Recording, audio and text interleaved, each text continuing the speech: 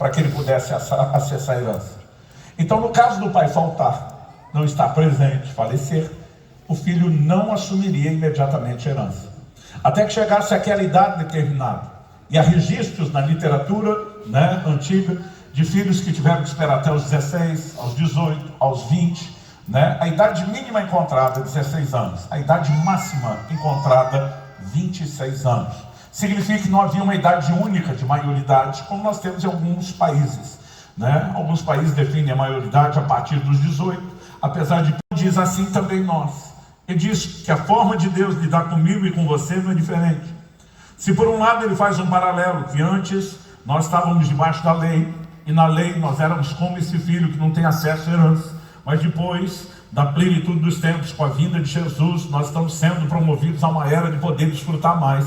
Ao mesmo tempo em que ele sugere uma parte da aplicação com essa mudança de estação, por outro, no verso 7, ele termina dizendo que agora nós somos filhos, e na condição de filhos, herdeiros.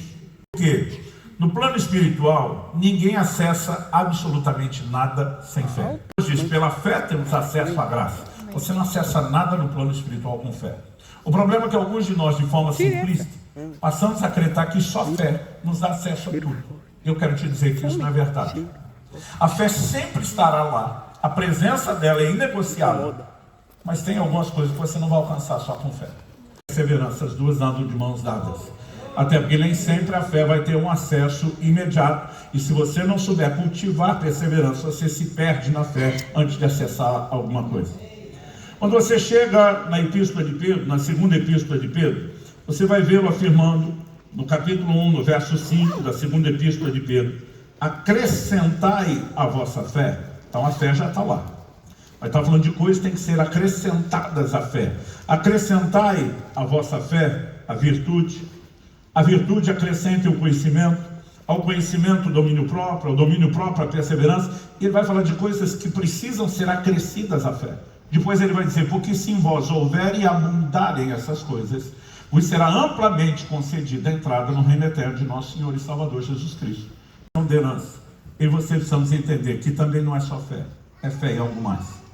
E eu quero te apresentar um ingrediente indispensável e necessário para que a gente acesse pelo menos o que eu vou chamar de herança completa, plena. E esse elemento é a maturidade. Maturidade não é algo instantâneo, maturidade é o que precisa ser buscado. Quando eu e você nascemos de novo, o apóstolo Pedro, em 1 de Pedro 2,2, faz uma comparação e diz, como crianças recém-nascidas, desejem o puro leite espiritual, a fim de que vos seja concedido o crescimento para a salvação. Outras traduções diz, para crescer, diz, para a salvação. Então, quando eu e você nascemos de novo, nós somos literalmente comparados a um bebê recém-nascido. A ideia não é que o bebê permaneça aquele bebê para sempre, é que ele cresça. Como que ele vai crescer? Primeiro ingrediente que ele precisa, alimento, leite. E a Bíblia está dizendo de um leite espiritual que nos permite crescer para a salvação. Então há um processo de crescimento, há um processo de desenvolvimento, há um processo de maturidade. Até onde esse processo deve nos levar? Em Efésios, no capítulo 4, no verso 13, a Bíblia diz, até que todos cheguemos à maturidade. Algumas versões dizem a perfeita maturidade, que é a estatura da plenitude de Cristo. Então a Bíblia fala de crianças. O próprio texto de Efésios vai dizer, para que não mais sejais como meninos, levados e agitados por todo o vento de doutrina. A Bíblia fala de uma criança, recém-nascido, bebê, fala do menino. O apóstolo João fala de filhinhos, de jovens e de pais. Há estágios nessa caminhada, mas a ideia é que todos cheguemos à maturidade. Deus botou ali um rótulo, mantenha fora do alcance das crianças. Por qual motivo? Por um simples motivo. Sem maturidade não se pode acessar a herança. Porque a semelhança do filho pródigo que botou tudo a perder, quem não tem maturidade desperdiça a herança. Não existe maturidade sem tempo. E para os impacientes eu digo, sua impaciência é uma das grandes evidências de que você não amadureceu. Situação, o que o senhor vai fazer a respeito? Eu falei, nada. Eu vou só fazer o que meu pai chamava de dê tempo ao tempo. E todas as coisas vão simplesmente vir à tona. Agora, paciência é algo que você só adquire depois de treino. Quando você olha para as Escrituras, você vai perceber que Deus nunca, mesmo prometendo qualquer coisa a alguém, nunca faz nada de imediato. Porque mesmo quando Ele sinaliza o que quer fazer, Ele não pode fazer de uma vez, nem de forma instantânea, porque o tempo é necessário para que haja maturidade. Ah, pastor, só o tempo resolve tudo? Não. E eu e você precisamos entender isso. Além do tempo, a gente precisa entender a necessidade de certos processos.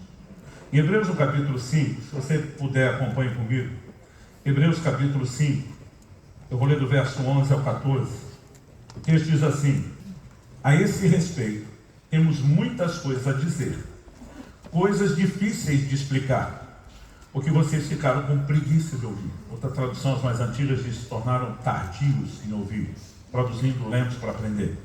Pois quando já deviam ser mestres, levando em conta o tempo decorrido, que é o tempo de fé, da caminhada da vida cristã, vocês têm novamente necessidade de que alguém lhes ensine quais são os princípios elementares dos oráculos de Deus. Ele diz: pelo tempo decorrido, que esperava que você estivesse ensinando, liderando, ajudando o outro a crescer. Você não só não está ensinando, como nós temos que ensinar de novo o beabá da fé para vocês. Então tinha tempo decorrido. Mas o tempo estava produzindo maturidade? Não, porque não houve nenhum avanço, houve retrocesso. Eles passaram a ter necessidade de leite e não de alimento sólido. Ora, todo aquele que se alimenta de leite é inexperiente na palavra da justiça, porque é criança. Mas o alimento sólido é para os adultos, para aqueles que pela prática têm as suas faculdades exercitadas para discernir não somente o bem, mas também o mal. Então, gente, você não dá feijoada com a criança. Perfeição no sentido de não ter defeito, mas está falando de algo que é completo, íntegro, inteiro.